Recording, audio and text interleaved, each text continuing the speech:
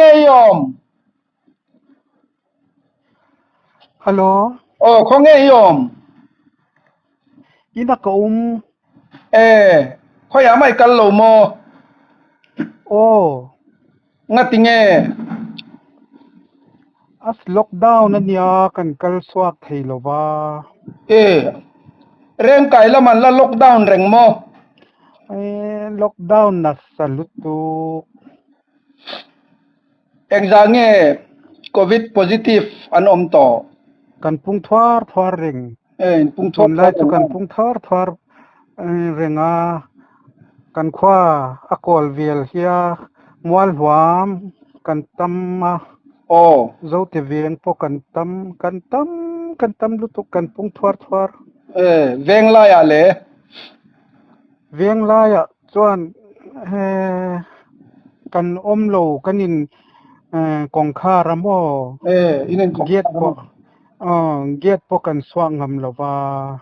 in swanga kanin kong khar in swak ngay inen kong kara.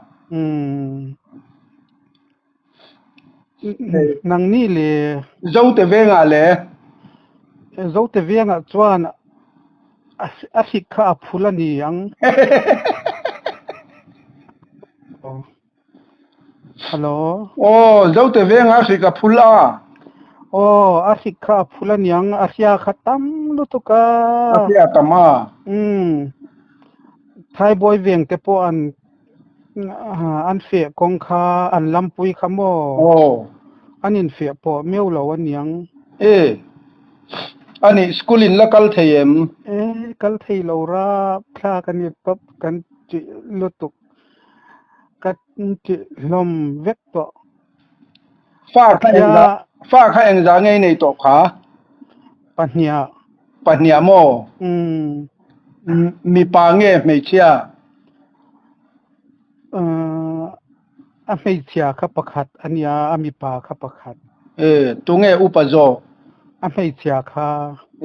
kumeng za vel nge ni tong kum som pathum a ro chan to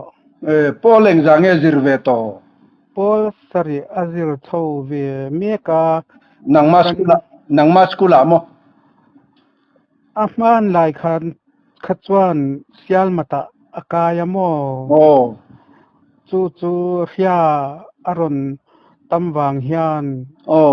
kan skula kason dora kahan sondor khan kan kai thailo le ava poive nia nang ni le khoila ya mi nge dimapura engtin nge sia hela ya po an lockdown ve chumo ma sereng kayang em chunilo kan chuak ve thei tho cái ni chu an swak theya chu mi an swak pe lo an swak lo hia hi kan chi tlang ve ka atia hin kan tia ni mai atia inin chia top mo acha chia tu reng alom kang dan tur po kan in chuk ve a chu lamo cái ni khan kan lo in chuk ve lo chuan tu po in min chuak tir dan tur po om lo nia ani tak chu ani inau te le je ka te le ze ka chu so tilaya san veng apel thetamo ngai te le ka ya khana nom to lo mo nom to lo lo nei sial veng nei sial venga merinu te venga on veng chon ang chu ta chon in hunan ne mi in thadawan ne ya pathian zaramo an nuam te winan omani ani tak chu ani inu adam thaim kanu hi aladam thae pathian zara alanu hak ve lutu lom ina khan tuition ila la reng mi oi kala lo sia tama katar to lom ke po nangi tar to te chon ke ni phei chu kan tar to lu tu kang chu nang ma tu ngi hello min phe thei lo mo ka sia thei nya lo cái cái thiệt em vậy cho nên ka sia wang wang che Sarobina nang ma mo nang ma mo le ni lo nang ma khai ka sia wang wang che ka tia lo cái mà cho tu na school thọ na po son ka lo thok to thi na mo tu nge niang tu Saint Stephen School a po han ka lo thok to thi na mo tu nge hi ta South Point na po han ka lo thok to thi na mo nang ma chi la ra lom kalar lo kada tual ka han Jackson viela kapum hian kana kada vek to karong hilar thilo vaccine in kap mo chu wang chuan yang karong hi aduk vek to kati nga tinge lawin kap a oi sia ke kha a om wang kha na niamo sia veng lawan ti kha boina YouTube ka ena po khan mo tuivel mai ani an kap lu hi enge antibody englo asiam antia pakhat ma siam lo laboratory an te sa engma om lo an ti kha ani thei don lo mo mi siam hian mo kan ring na hi kan dam puya kha tivel politics ati po ani mai thei kan pu mo dia hian ani mai thei ani jun po alo da chuan kan injection mai dona ani le i khwa sikem ka khwa sik ka injection lo na ka ban khing te kamong tam apanya hian anavek are hian kai ngai belte an yang katia then chu an khwa sik mi alawa then chu an khwa sikamo a tho dan kha inang lo ni kha sai ko ni to am katia keima le keima ni lawang nang ma anga minun ngil mi fel mi tha kha teng mai an na thei ni lo